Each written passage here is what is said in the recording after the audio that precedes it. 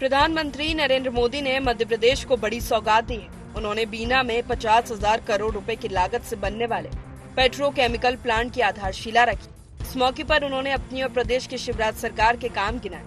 BJP और कांग्रेस की सरकारों का अंतर बताया तो उनका भाषण देश में छाए सनातन के विवाद पर फोकस रहा।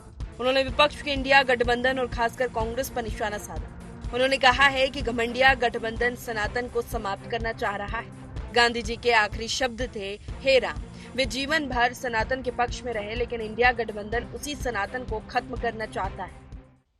उन्होंने अपना एक हिडन एजेंडा भी तय कर लिया है और ये नीति रणनीति क्या है?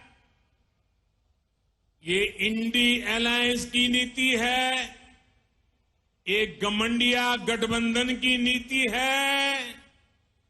भारत की संस्कृति पर हमला करने की, भारतीयों की आस्था पर हमला करो। भारत को जिस विचारों ने, जिस संस्कारों ने, जिस परंपराओं ने हजारों वर्ष से जोड़ा है, उसे तबाह कर दो। पीएम मोदी का ये बयान उस समय सामने आया जब मध्य प्रदेश की राजधानी भोपाल में इंडिया गठबंधन की रैली होने जा रही है और अगले कुछ महीनों के अंदर नई सरकार बनाने के लिए चुनाव है। इन चुनाव में भाजपा और कांग्रेस दोनों के एजेंडों में हिंदुत्व अहम है। साफ है, पीएम मोदी ने इंडिया नेताओं के सनातन विरोधी बयानों को हवा देने की कोशिश की। इन बयानों की एक बानगी हम भी आपको दिखा देते हैं। சனாதன எதிர்ப்பு மாநாடு என்று போடாமல் சனாதன ஒழிப்பு மாநாடு என்றும் நீங்கள் இதை போட்டிருக்கிறீர்கள், இதை அழைத்திருக்கிறீர்கள், இந்த நிகழ்ச்சிக்கு பெயரிட்டீர்கள். அதற்கு என்னுடைய வாழ்த்துக்கள். சிலவற்றை நாம் ஒழிக்கத்தான் வேண்டும், எதிர்க்க முடியாது. கொசு, டெங்கு காய்ச்சல், மலேரியா, கொரோனா இதையெல்லாம் நம்ம எதிர்க்கக்கூடாது, ஒழித்து கட்ட வேண்டும். அப்படிதான் இந்த சனாதனம். சனாதனம் என்பதை எதிர்ப்பதை விட ஒழிப்பதே நாம் செய்ய வேண்டிய முதல் காரியமாகும். எனவே இந்த மாநாட்டிற்கு மிக பொருத்தமான தலைப்பு வைத்திருக்கிறீர்கள், அதற்கு என்னுடைய பாராட்டுகள். உதயநிதி ஸ்டாலின் அவர்கள் மென்மையாகத்தான் சொன்னார், மலேரியா போல டெங்கு போல ஒழிக்க வேண்டும் என்று. மலேரியாவுக்கும் டெங்குக்கும் சோசியல் ஸ்டிக்மா இல்ல, அதை ஒரு அருவருப்பா சமூகம் பார்க்காது. அருவருவாக பார்க்கிற ஒரு சனாதனத்தை சொல்லணும்னா முறைப்படி ஒரு காலத்துல தொழுநோய் இருந்தது, இப்ப HIV இருந்தது. எங்களை பொறுத்தவரை HIV தொழுநோயை போல HIV போல சமூக அவலம் நிறைந்த ஒரு நோயாகத்தான் நம்ம பார்க்கிறோம். Any religion that does not promote equality is not a religion according to me. Any religion which does not give you equal rights, does not treat you like humans, is not a religion. So it's as good as a disease. और ऐसे मोदी जी को अगर और शक्ति मिलेगी देश में तो समझो फिर इस देश में सनातन धर्म और RSS की हुकूमत आएगी। उधर कांग्रेस पीएम मोदी के इस बयान को उनकी हताशा बता रही है। कांग्रेस का कहना है कि भाजपा के पास अपनी उपलब्धियों के नाम पर कुछ है नहीं, ऐसे में वो सनातन की आड़ ले रही है। जो बयान मोदी जी ने दिया, हमें उम्मीद थी कि शायद कुछ विकास की बात करेंगे, कोई उपलब्धि होगी तो उसे गिना सकेंगे, पर इससे सिद्ध हो गया कि उनके पास कोई उपलब्धि नहीं है। न प्रदेश में कोई उपलब्धि है सरकार की बीजेपी की, न देश में कोई उपलब्धि है बीजेपी की सरकार की। इसीलिए वो इस स्तर के ऊपर अगर बयान देने आ गए हैं तो मुझे लगता है कि ये प्रधानमंत्री के पद को शोभा नहीं देता है। सनातन का कोई विरोधी नहीं है, बीजेपी मुद्दा बनाना चाहती है। और दूसरी बात यह है कि अगर प्रधानमंत्री के भाषण में इंडी नाम 9 बार आता है, घमंडी नाम 6 बार आता है और भारतीय जनता पार्टी का नाम केवल 2 बार आता है, तो आप समझ सकते हैं कि ये सिर्फ और सिर्फ हार की सुगबुगाहट है जो पहले आ गई है और बीजेपी अपनी हार की तैयारी कर रही है। अगर उनके पास कोई उपलब्धि होती तो उपलब्धियां गिनाती। मध्य प्रदेश में पीएम मोदी की भाजपा का मुख्य चुनावी चेहरा है। वो एक और केंद्र सरकार की सौगातों से मध्य प्रदेश के मतदाताओं को साध रहे हैं, तो कांग्रेस पर उनके तीखे हमले जारी है। सनातन धर्म के अपमान के विवाद को हवा देकर उन्होंने कांग्रेस को कटघरे में खड़ा कर दिया है। देखना ये है कि कांग्रेस इससे कैसे बाहर आती है। Bureau report, IND 24।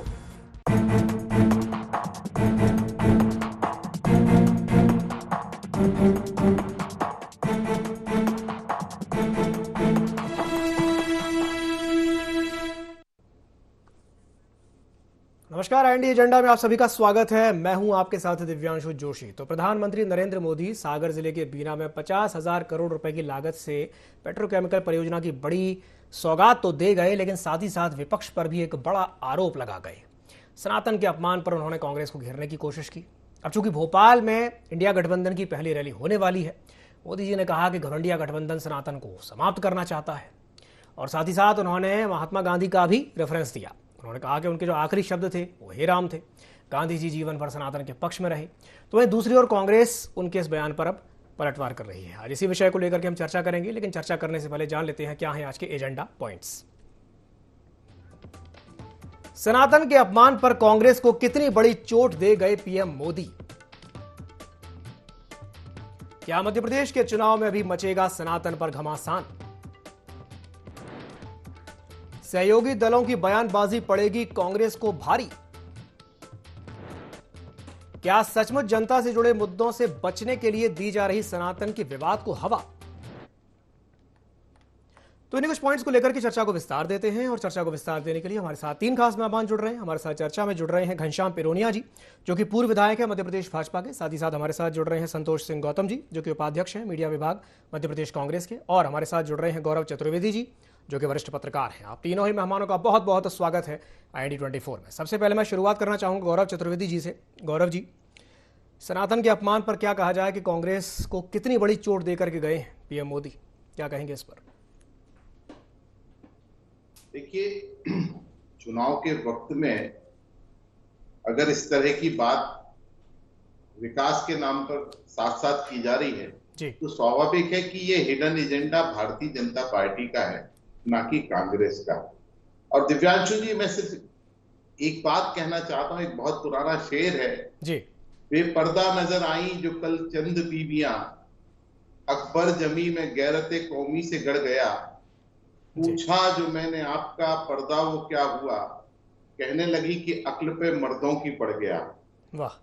Udhayanidhi Stalin का बयान दुर्भाग्यपूर्ण है, इस बात से मैं इनकार नहीं करूंगा जी।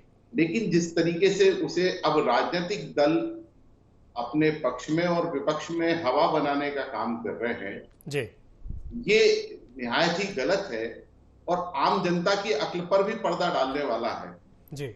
चुनाव का वक्त है, आप विकास की बात कीजिए, उन समस्याओं की बात कीजिए जिनसे आम आदमी पीड़ित है, प्रताड़ित है। उसकी उस समस्या को दूर करने की बजाय अगर हम धर्म का तड़का लगा रहे हैं तो ये निहायत ही गलत माना जाएगा। चलिए ठीक है। घनश्याम जी, आपका रिएक्शन चाहूंगा गौरव जी की बात पर। चुनाव का समय है, विकास के मुद्दों की बात होनी चाहिए, रोजगार पर बात हो, इस तरह की बातें होनी चाहिए कि जो जनता से जुड़े हुए मुद्दे हैं उन पर बात होनी चाहिए। लेकिन ये बार बार घूम फिर के बात सनातन पे क्यों आ जाती है घनश्याम जी।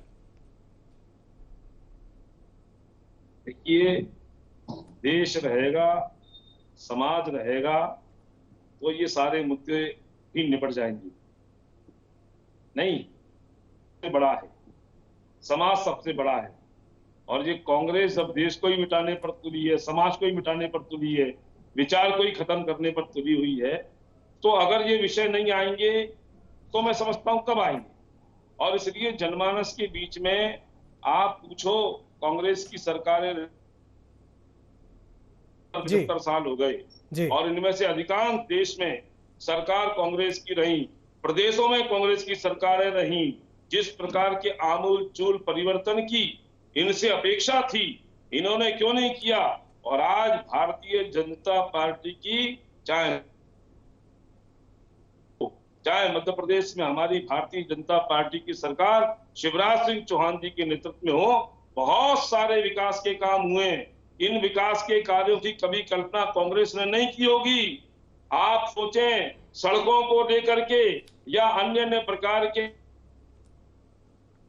भारतीय जनता पार्टी की सरकारों ने आमूल चूल परिवर्तन किया है, कांग्रेस ने कभी करने का प्रयास ही नहीं किया है। मैं एक उदाहरण बता रहा हूं, अटल तो सड़क योजना के माध्यम से प्रत्येक गांव को शहर से जोड़ने का काम ये भारतीय जनता पार्टी सरकार ने किया। और आप कह रहे हो साहब कि भारतीय जनता पार्टी भटका रही है, ये कर रही है। मुझे लगता है कि जो बातें विपक्ष कभी भी करता है उनके तार्किक जवाब देने का काम हमारे नेता करते हैं। और इससे बौखला करके कभी वो हम पर हिंदुत्व की, कभी राम मंदिर की, कभी ये कभी वो आरोप लगा करके भ्रमित करना चाहते हैं। मुझे लगता है जनता इनकी बातों से भ्रमित नहीं होगी और जिस उद्देश्य ध्येय को लेकर के हम सब लोग इस भारतवर्ष को पुनर्वैभव के शिखर पर पहुंचाना चाहते हैं, विश्व गुरु के पद पर आसीन करना चाहते हैं, उसमें हम सब लोग और सफल होंगे। चलिए ठीक है घनश्याम जी, ये दिक्कत बीजेपी के साथ हो गई है कि जब बात की जाती है महंगाई की, बेरोजगारी की, तो उधर से जवाब आता है चंद्रयान और बहुत सारी ऐसी चीज़ें, उपलब्धियाँ। ठीक है, बहुत अच्छी बात है, राष्ट्रवाद का जो विचार है बहुत अच्छा है, लेकिन जो चुनावी समय है तो जो मुद्दे हैं जैसे महंगाई, जैसे बेरोजगारी, उन पर भी थोड़ी सी बात होनी चाहिए। चलिए ठीक है, मैं आपकी बात पर रिएक्शन ले लेता हूँ। जी संतोष जी, क्या कहेंगे घनश्याम जी की बात पर? जी आपने बहुत अच्छी बात कही है जी। ये तो सही बात ये है कि सनातन के विरुद्ध अगर कोई टिप्पणी आई है तो इसकी आड़ लेकर अपनी नाकामियों को छिपाने की जो कोशिश भारतीय जनता पार्टी कर रही है, ये सब उसी का प्रयास है। प्रधानमंत्री से लेकर मुख्यमंत्री तक डबल विनाश की जो सरकार इस प्रदेश में छाई हुई है, इस प्रदेश को लूट रही है, जंगल राज यहाँ फैला रखा है। दरअसल वो ये इस बात को छिपाना चाहते हैं कि मध्य प्रदेश में छाई भयंकर बेरोजगारी के पीछे आखिर कौन है, मध्य प्रदेश में छाए हुए भयंकर भ्रष्टाचार के पीछे कौन है, मध्य प्रदेश को लूटने का जवाबदार कौन है, या रेत के अवैध उत्खनन का, तमाम व्यापम जैसे घोटालों का जवाबदार कौन है। तो केवल सनातन की आड़ लेकर ये इसके पीछे नहीं छिप सकते। दरअसल मुद्दा सनातन नहीं है, सनातन तो सदियों से, युगों से यहाँ पर चला आया है और यूनान, मिस्र, रोम सब मिट गए, लेकिन सनातन लगातार यहाँ पर जारी है। और मोदी जी 2014 में आए हैं, 2014 से पहले जब कांग्रेस की सरकारें यहाँ हुआ करती थी इस देश में, सनातन का झंडा अपनी शान से लहरा रहा था। लेकिन ये सनातन पर खतरा क्यों बता रहे हैं? ये सनातन पर खतरा एक दो बयानों को लेकर इसलिए बता रहे हैं कि इनके पास बताने को कुछ नहीं है कि हम 2 करोड़ रोजगार प्रतिवर्ष क्यों नहीं दे पाए। हमने कहा था कि 2022 तक किसानों की आय दोगुनी करेंगे, हम क्यों नहीं कर पाए। हमने कहा था कि 2022 तक हर किसी के पास अपना मकान होगा, वो क्यों नहीं दे पाए अपना मकान। तो इन सब बातों से छिपने के लिए अगर सनातन का झंडा ये बुलंद कर रहे हैं तो मैं समझता हूं ये इनकी मजबूरी है। लेकिन मोदी जी को यह भी बताना चाहिए कि इन्हीं के पूर्व मुख्यमंत्री और वर्तमान में राज्यसभा सदस्य जिनको आज ही बनाया गया, दिनेश शर्मा, जिन्होंने कहा था कि सीता माता टेस्ट ट्यूब बेबी हैं, और इन्हीं के जो पूर्व सांसद नरेश अग्रवाल, इन्होंने हिंदू भगवानों का अपमानित किया था। जीतन राम मांझी ने कहा था कि भगवान राम काल्पनिक हैं। तो बजरंग बली के नाम पर भी इन्होंने राजनीति करने की कोशिश की कर्नाटक में, लेकिन जब बजरंग बली ने अपने सेंगोल से इनके भ्रष्ट भाग को सुझा दिया तो ये भागकर सनातन की आड़ लेकर यहाँ आए मध्य प्रदेश में। ये बजरंग बली का जो सेंगोल इनके भ्रष्ट भाग पर पड़ा है ना, उसकी सूजन अभी कम नहीं हुई है, इसी से बिलबिलाए हुए हैं। और निश्चित रूप से सनातन की आड़ लेकर ये जो भी प्रयास करेंगे, जनता इनकी बात को मानने वाली नहीं है। कर्नाटक में जिस जनता ने करारा सबक सिखाया है, वो जनता पूछना चाहती थी कि भयानक बेरोजगारी का क्या होगा, इस महंगाई से हमको निजात क्यों मिलेगी, तो वहां की जनता ने जवाब दिया है। मध्य प्रदेश की जनता भी पूछ रही है कि मध्य प्रदेश में फैली बेरोजगारी से आप निजात कैसे दिलाओगे, यहाँ उद्योग क्यों नहीं आ पाए, भ्रष्टाचार का हालत क्यों है। इन सबसे बचने के लिए इनसे पूछिए कि जीतन राम मांझी कांग्रेस ने भ्रष्टाचार के आकंठ में डूबा। आ रहा हूँ घनश्याम जी, आपके पास भी आ रहा हूँ घनश्याम जी, आपके पास भी आ रहा हूँ। आपने कभी नाम दो को उठाने का काम किया? अरे घनश्याम जी, कोर्ट में कहा घनश्याम जी कुछ नहीं है इनके पास। एक मिनट घनश्याम जी, आप अपनी बात को आराम से रखिए, उनकी बातों का जवाब दीजिए। नहीं, जनता इसको कभी सामने लाएगी आपके, आप निश्चिंत रहें। नहीं घनश्याम जी, वो बात कर रहे हैं रोजगार से जुड़ी हुई, वो बात कर रहे हैं महंगाई को लेकर के, उस पर भी तो कुछ बोलिए घनश्याम जी। नहीं, इनसे पूछे ना भाई, इनकी सरकार है 75 साल, इन्होंने कौन से रोजगार उपलब्ध करा दिए, इन्होंने कौन से युवाओं को, इनकी सरकार बनी मध्य प्रदेश में 2 लाख रुपए देंगे, किसानों का कर्जा माफ करेंगे, कौन से किए। और जो जनहितकारी मुद्दे मध्य प्रदेश की सरकार से काम कांग्रेस की 15 महीने की सरकार ने और कमलनाथ जी की सरकार ने किया, इन्होंने संबल योजना बंद की। घनश्याम जी, भाई काम से होने देते, क्यों बंद किया आपने? जो जनहित के काम होंगे उसको कांग्रेस बंद करने का काम करती है और जनता इसको कभी बख्शेगी नहीं। घनश्याम जी, फिलहाल तो आपकी सरकार है तो सवाल तो आपसे पूछा जाएगा ना। हमारी सरकार है तो इसलिए हमने अभी उन्होंने कहा कौन सा मकान दिया, आप पूछो।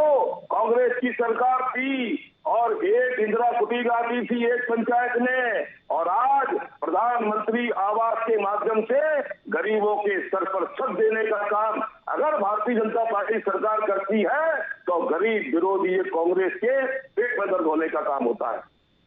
चलिए ठीक है, मैं वापस आऊँगा संतोष जी आपके पास, लेकिन एक सवाल पहले गौरव जी से कर लूँ।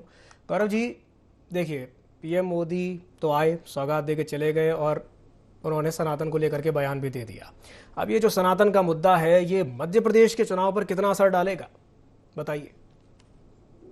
नहीं दिव्यांशु जी, स्वाभाविक तौर पर असर डालेगा, क्योंकि कर्नाटक में बजरंगबली इसलिए नहीं चल पाए थे जी कि वहां पर उस भाव के साथ मतदाता नहीं था। मतदाता वहां का थोड़ा सा एजुकेटेड है और मध्य प्रदेश का मतदाता बहुत भोला है, मध्य प्रदेश और हिंदी बेल्ट का। दूसरा एक कारण है कि हिंदी बेल्ट के जो भी वोटर हैं वो भावनाओं में बहुत जल्दी बह जाते हैं। इस कारण से ये मुद्दा असर डालेगा। लेकिन दिव्यांशु जी, मैं भारतीय जनता पार्टी या संघ या राष्ट्रवाद के नाम पर जो भी झंडा उठाकर अपनी बात कहते हैं कि भारत के वैभव को अमर रखने की बात कर रहे हैं या इस कदम से भारत का वैभव अमर रहेगा, तो मुगल भी चले गए इस देश से, अंग्रेज भी चले गए, इस देश का कुछ नहीं बिगड़ा।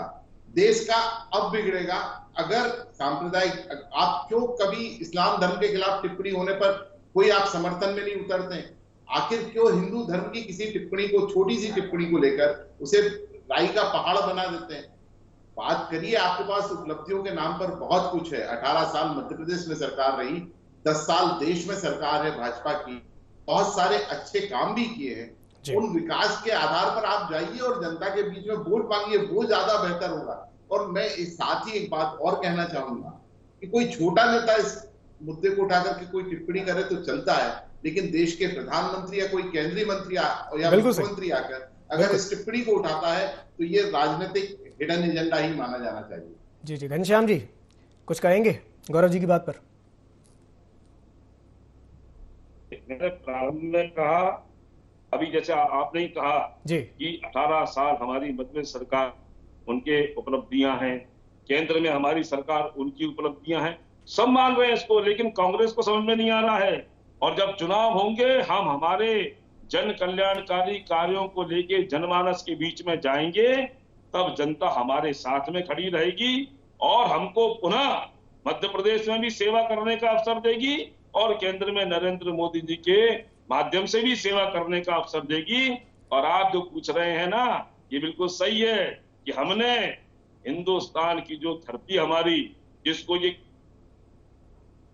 कन्याकुमारी तक भारत एक है, लेकिन आप सोचो कैसा कश्मीर था, वहां पर हमको किस प्रकार से जो है हमारे नेता उस समय नारे लगा करके, और हम लोग जब ये कहते थे कि जाओगे बलदान मुखर्जी, वो कश्मीर हमारा है। घनश्याम जी श्यामा प्रसाद मुखर्जी कहते घनश्याम जी एक बात बताइए, एक देश में 2 निशान, 2 प्रधान, 2 विधान नहीं चलेंगे। ठीक है बहुत अच्छी बात है, बहुत अच्छी बात है। आपने कश्मीर से धारा 370 को समाप्त कर दिया, ये बहुत बड़ा कदम था। जी कांग्रेस ने तो देश को तोड़ने का काम किया हमेशा, और हमने तो आप सोचो कश्मीर से लेकर के और चांद तक हिंदुस्तान का झंडा फहराने का काम बहुत अच्छी बात है, बहुत बड़ी उपलब्धि है, किया है। हर प्रशंसा के हकदार हैं, बहुत बड़ी उपलब्धि है, इसमें कोई शक नहीं। लेकिन मुझे मेरे एक सवाल का जवाब दे दीजिए। पीएम मोदी अक्सर गाहे बगाहे कह रहे हैं घमंडिया, वो इंडिया गठबंधन को घमंडिया बोल रहे हैं। मुझे एक बात बताइए, घमंड किस बात का? विपक्ष में बैठे हैं, इस बात का घमंड है? घमंड किस बात का? मुझे तो यही समझ में नहीं आ रहा है, इसको घमंडिया बोलने के पीछे का तर्क क्या है, लॉजिक क्या है, मुझे ये बता दीजिए घनश्याम जी। नहीं देखिए जो लोग इस प्रकार के जनमानस के जो भावनाएं हैं, जनता का क्या रुख है, जनता का क्या अपेक्षा है, उसको दरकिनार करके अपनी भावना को थोप रहे हैं, ये उनका घमंड है। और ऐसे घमंड को कभी भी जनता स्वीकार नहीं करती है। हमारे नेता, हमारी नीति जनमानस के कल्याण के लिए है और हमको लोग स्वीकार कर रहे हैं, हम उसे तो काम कर रहे हैं। भारतीय जनता पार्टी को सबका साथ, सबका विकास, सबका विश्वास ध्यान में रख करके और केंद्र से लेकर प्रदेशों तक काम कर रही है। कर्नाटक में और पंजाब में क्या हुआ सर? वहां तो आपको स्वीकार नहीं किया घनश्याम जी। देखिए चुनाव रहता है साहब, जहाँ कमी रह गई है उसका आत्मावलोकन करते हैं और जहाँ हमको लगता है वहाँ हम आगे बढ़ने का प्रयास करते हैं। राजनीति में तो उतार चढ़ाव आता है, इसमें कोई बुराई नहीं। जी चलिए ठीक है। संतोष जी कुछ कहेंगे घनश्याम जी की बात पर?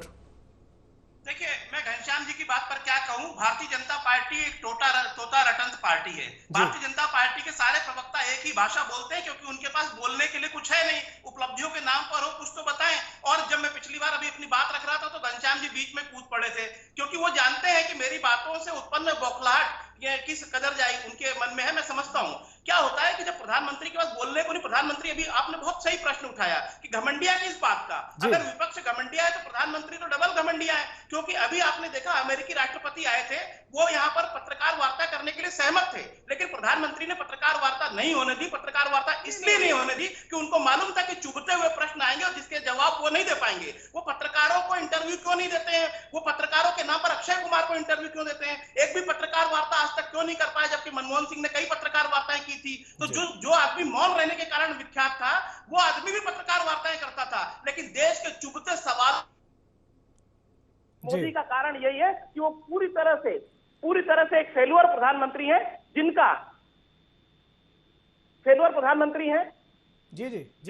जिनको पता है कि इस देश के लिए उनकी जितनी भी बातें थी वो सब खोखली साबित हुई है। आप देखिए कि मणिपुर की घटना हुई। अगर ये सनातन की बात करते हैं, सनातन में क्या हुआ था?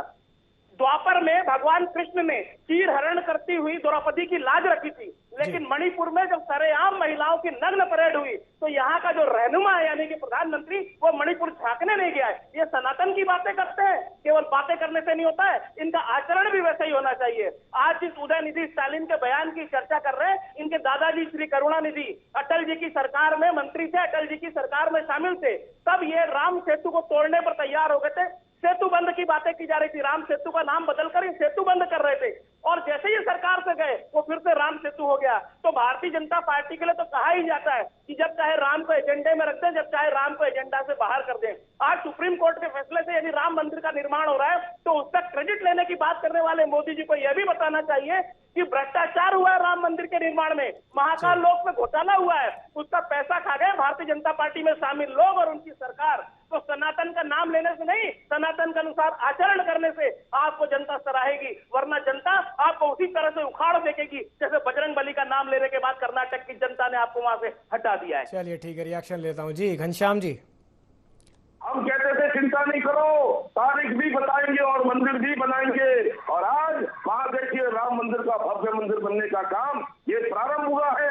ये कांग्रेस को दर्द क्यों हो रहा है? राम का मंदिर बनेगा तो आपको राम सेतु की बात आएगी, आपको और हिंदुस्तान को समृद्धशाली बनाने के लिए हमारी सरकार काम करती है, आरोप लगाने का काम करते हो।